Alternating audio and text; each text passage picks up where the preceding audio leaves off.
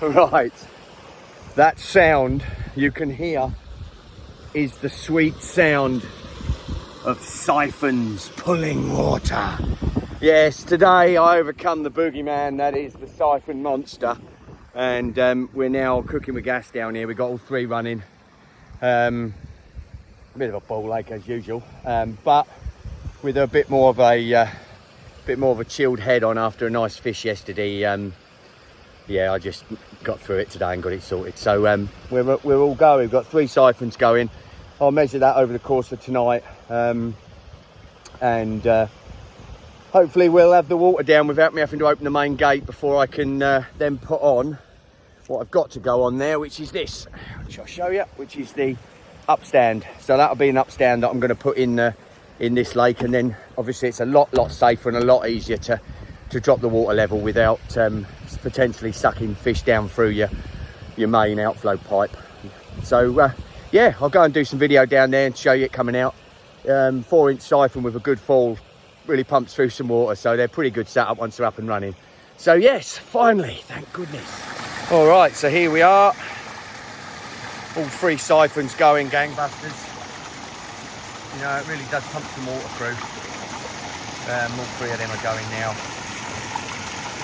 As I say, this is an area I actually got to concrete and make a proper pêcherie here at some stage, but I'll do that another time. That's the actual gate system on this lake. Again, like the other one really, it just pulls up like a slide gate and evacuates. So yes, I'm just going to go and check over there and make sure that this lake is handling those 3 siphons worth in terms of the, you know, what's coming out on the other end. Because what I don't want it to do is I don't want it to flood over where I've made up the bank when I dug the catch pit in here. So before it's flooded over there, and I don't really want that to happen because I don't want the C1s from here back in the bloody lake we took them out from. Anyway, there we go. Look what we've got here. Yes, on special, 2 for 1. The mighty Grimbergen. Yes, if you're not into these Belgian beers, I suggest you get on them. They're the... you know, I'd like to get sponsored by them one day, so if you fancy a bit of it, just let them know Fensy told you. Lovely bits of kit. Well, here I am. I'm back on Fensmere.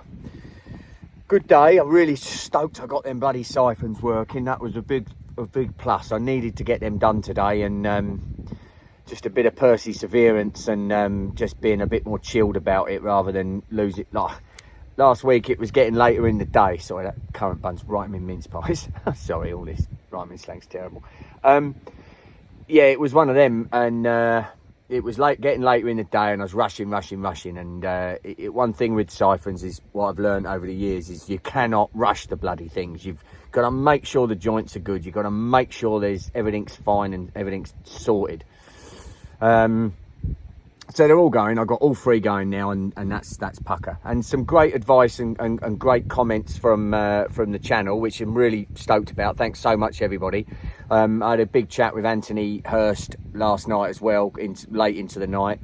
And of course, you know, and I can't think. I think was it Fred? I can't remember. Who said thank you so much using the flexible rubber. I'm gonna get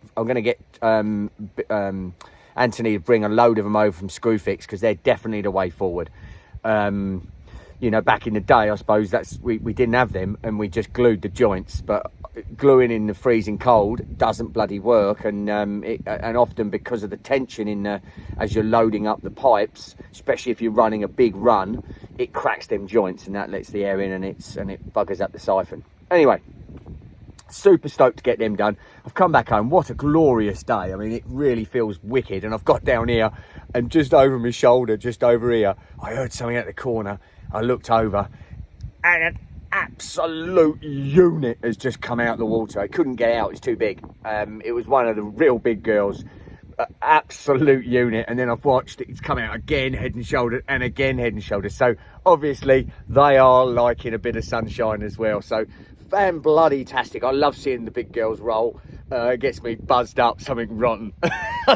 So we're only a month away from first anglers coming on. So yeah, Dan Stedman, you're on, old kiddie. And I'll tell you what, I reckon you could be on for a couple of absolute units. All right, I'm going to crack on and drink my Grimbergen and take a little tour of the lake and see everything's all good. All right, catch you. Bye-bye.